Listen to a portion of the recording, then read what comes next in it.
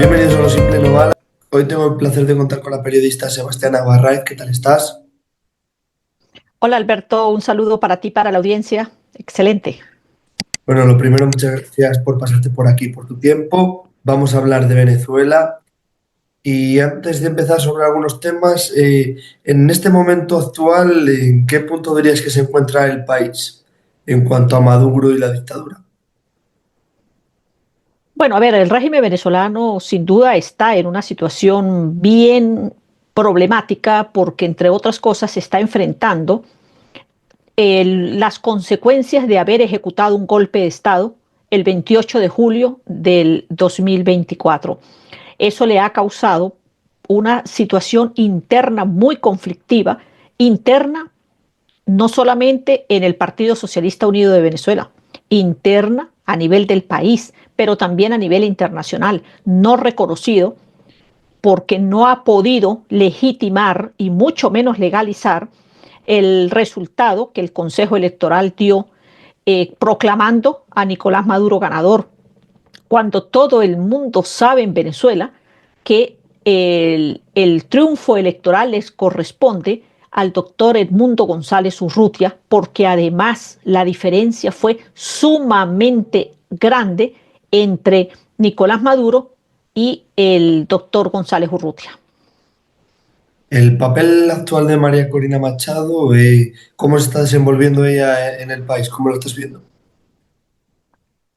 A ver, yo la verdad es que debo reconocer que le tengo bastante respeto a lo que ella está haciendo porque, mire, no es sencillo.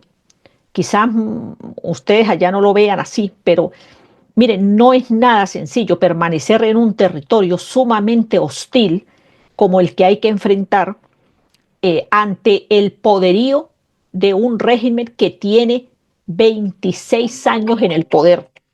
Es decir, nosotros no estamos hablando de cualquier cosa, estamos hablando de un régimen que tiene un cuarto de siglo en el poder. Y esa es una situación muy, digamos, atroz, porque han aprendido de los cubanos, por ejemplo, a mantenerse en condiciones de control policial, militar, de vigilancia. Así que la situación de María Corina es difícil, pero asombrosamente ella se mantiene y ha logrado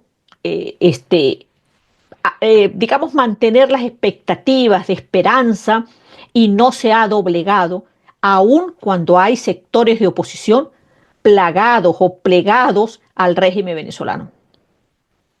Se hablaba mucho de cuando llegara Trump al poder iba a presionar a Maduro. ¿Qué te parece Estados Unidos? ¿Crees que está presionando o no al régimen de Maduro?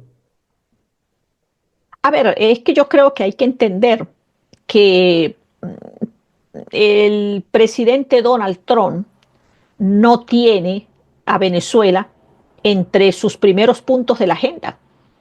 Y a pesar de lo que digan muchos dirigentes y a pesar de las expectativas en relación con eso, yo creo que lo que hay, lo que está clarísimo es que para Trump la situación del continente es importante, pero él ha tratado de resolver rápidamente en otros escenarios del mundo, como lo que está sucediendo en el caso de Ucrania con Rusia, problemas que para él significan el futuro de las alianzas y de los acuerdos, y ha creado incluso un conflicto con Europa.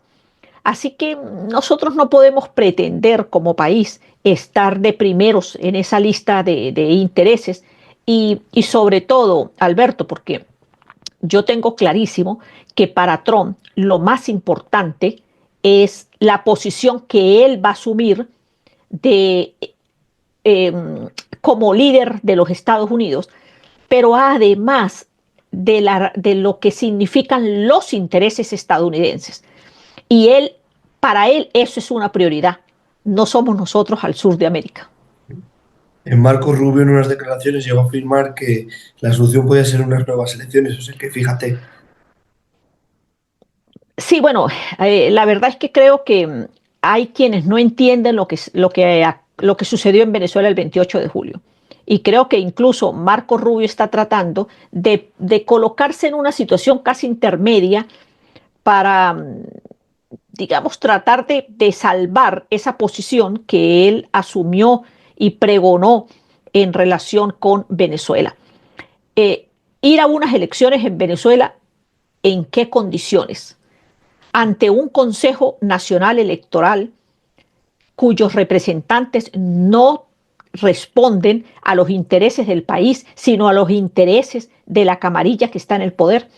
Ir a elecciones cuando numerosísimos testigos electorales y miembros de mesa están encarcelados, están perseguidos, tienen investigaciones abiertas o sencillamente tuvieron que huir del país. Elecciones con garantías que las va a colocar ¿quién? Ante una Fuerza Armada que muestra las armas de la República no para defender ni a la Constitución ni a los venezolanos, sino para defender sus propios intereses. Entonces, es unas elecciones a quién va a ser la garantía.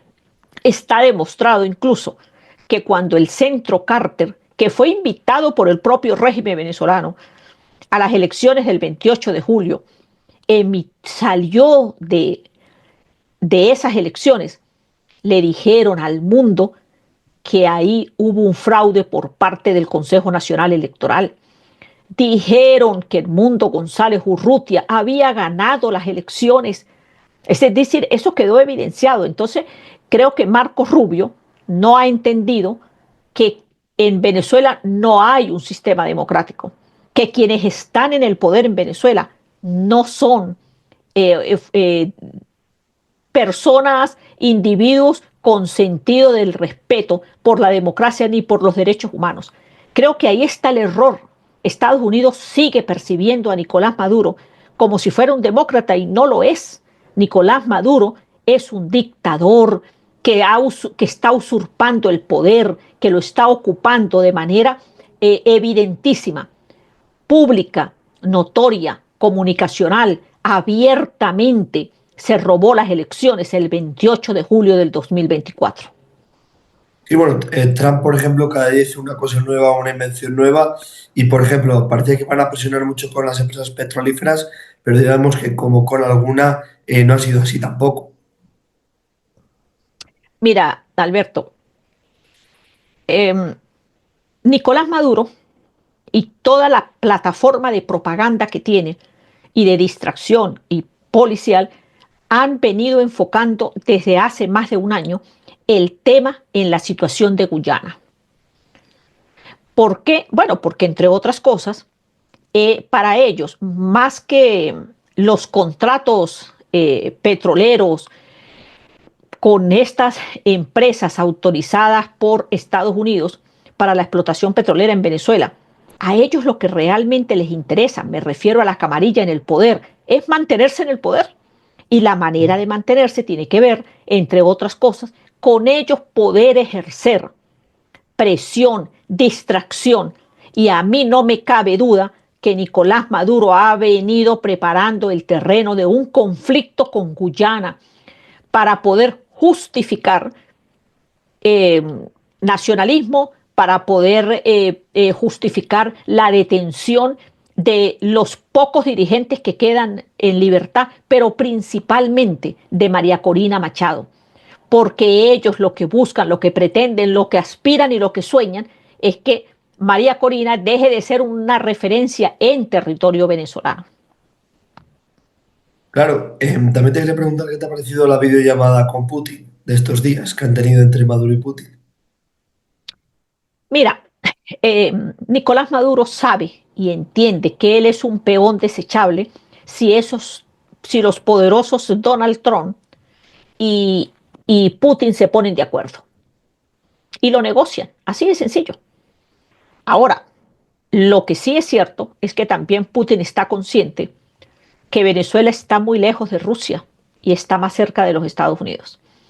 Por una parte, por la otra, el profundo rechazo que tiene Nicolás Maduro en Venezuela no es solamente a nivel popular, es también al interior de la Fuerza Armada y de la propia organización que, que lo llevó al poder.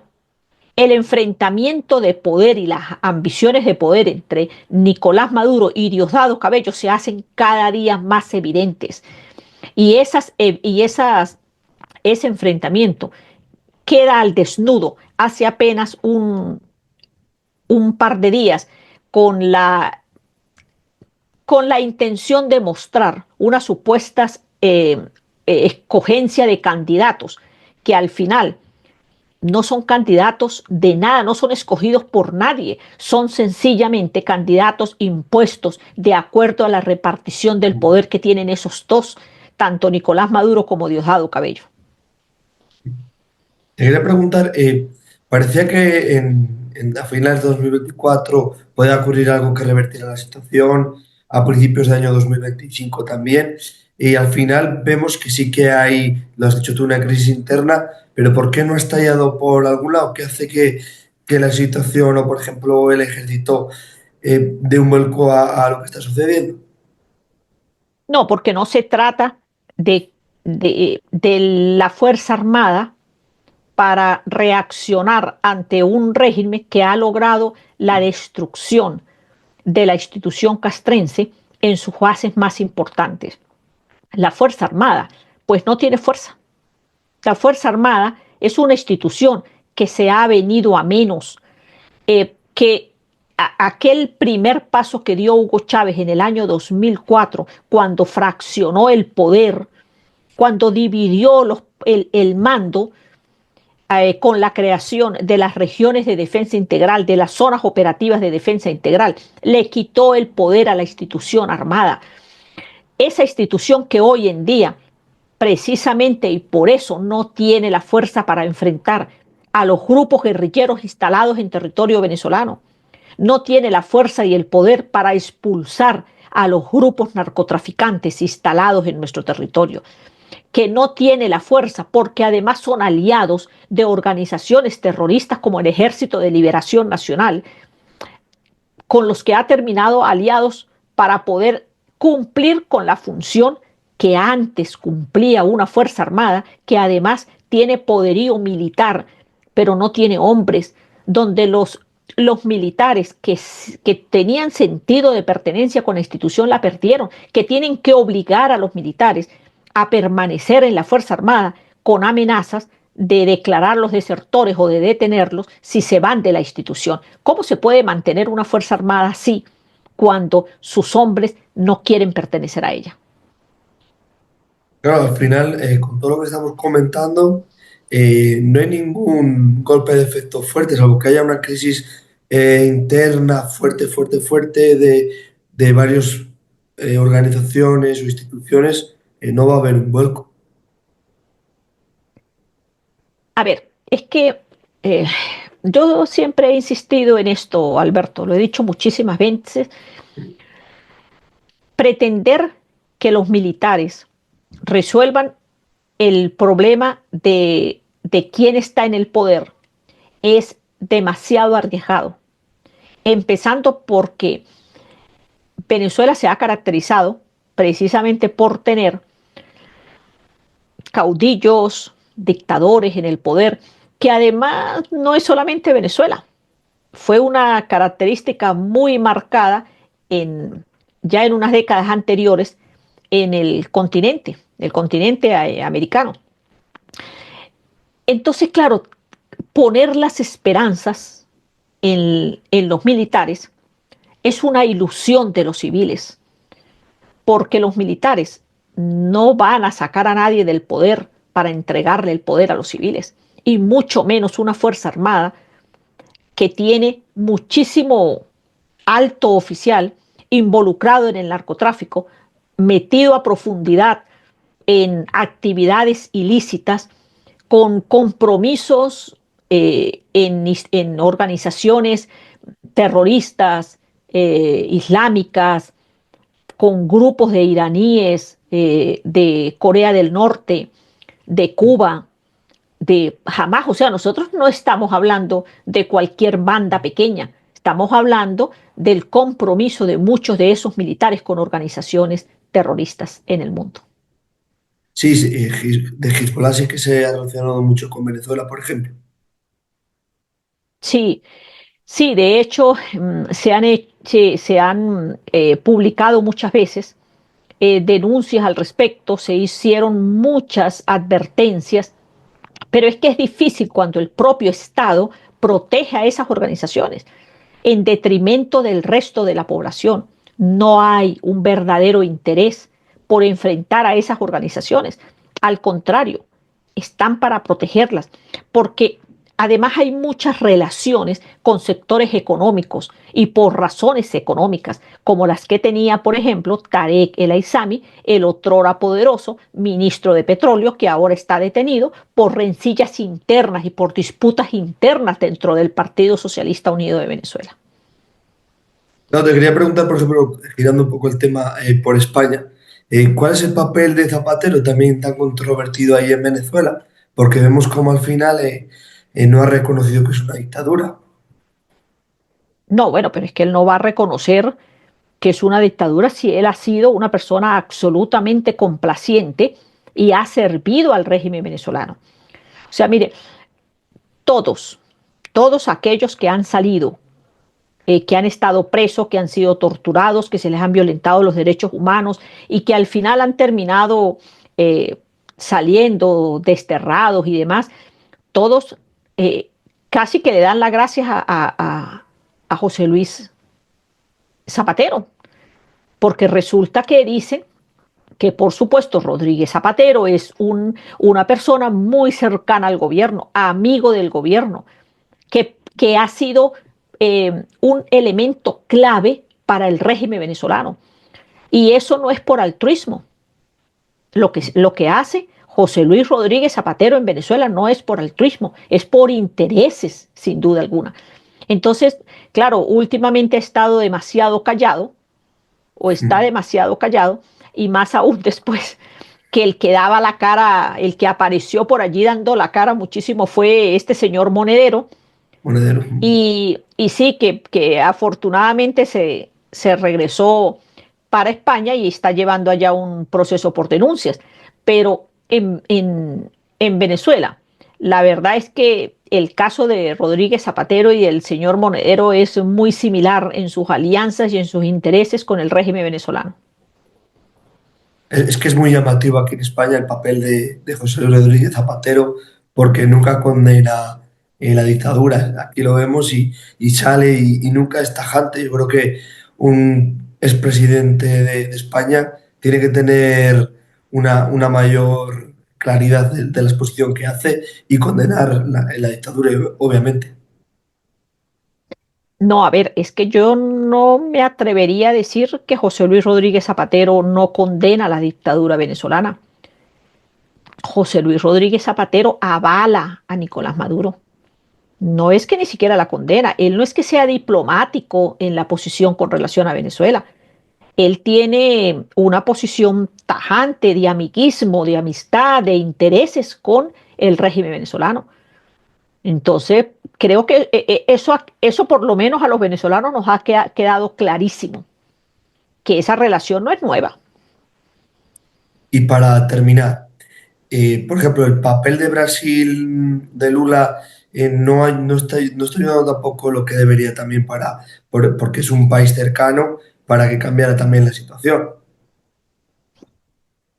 Mira, yo hice un programa en mi canal, Sebastiana Sin Secretos, que casualmente titulé Cuidado con Lula, en el momento en el que en Venezuela habían muchas esperanzas y se cifraban mucho las esperanzas en la posición que asumiera Luis Ignacio Lula da Silva como presidente del Brasil con el caso venezolano.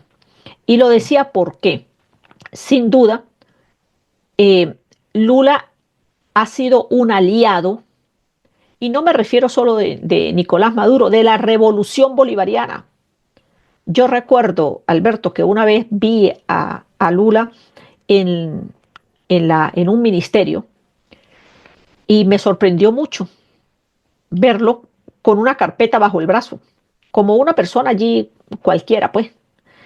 Y era la época en que avalaba e impulsaba la presencia y los contratos con la empresa Odebrecht, que finalmente terminó estafando a Venezuela. Nosotros de los países en los que quedó muy mal parada Odebrecht, nosotros fuimos el peor, porque por lo menos en otro hubo sanciones y demás. En Venezuela no. En Venezuela Odebrecht, lo que hizo Odebrecht con las obras y las obras inconclusas y todo lo que ocurrió en relación con esta empresa, nosotros terminamos como venezolanos siendo víctimas de esa situación. Entonces yo creo que Lula tiene demasiados, o tuvo demasiados intereses, sobre todo en la época de Chávez, y que cuando intentó ahora dar una demostración de que, bueno, no podía apoyar a un individuo como Maduro, que no tiene nada ni de democrático, ni de respeto a los derechos humanos, ni nada, pues él estuvo en una situación más bien de moverse en dos aguas, y a pesar de algunas cosas que dijo, realmente creo que su compromiso con el Foro de Sao Paulo es más fuerte, y las relaciones que tiene con organizaciones internacionales de izquierda que tienen mucho compromiso por razones económicas con el régimen venezolano, pues terminaron privando en él. Y al final, pues ha dicho que él no quiere meterse en eso. Al final van a tener que actuar, Alberto, más, Mm. quizás más temprano que tarde, porque Nicolás Maduro es un peligro para el continente por las relaciones de aquellas organizaciones que ha traído, no solamente por los migrantes y por todo esto que ha significado el Tren de Aragua, que es una banda poderosa, una banda que además extendieron a diferentes países del continente e incluso a los Estados Unidos. No es porque las relaciones con organizaciones criminales internacionales, es decir, con el crimen internacional, va a afectar a todo el continente americano. Y eso, ¿dónde tiene su fuerte y dónde tiene su base? En Venezuela, bajo el régimen de Nicolás Maduro. Pues bueno, Sebastián, no sé si quieres añadir alguna cosa más, si no ya hablaremos más adelante de cómo está la situación, que ojalá que mejore.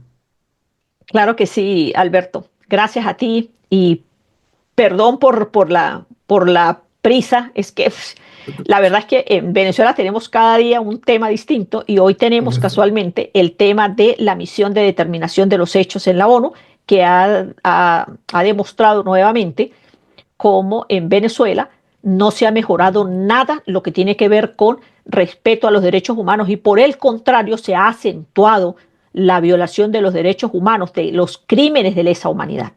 Gracias, Alberto, a ti y a tu audiencia. Pues lo dicho, muchas gracias y un fuerte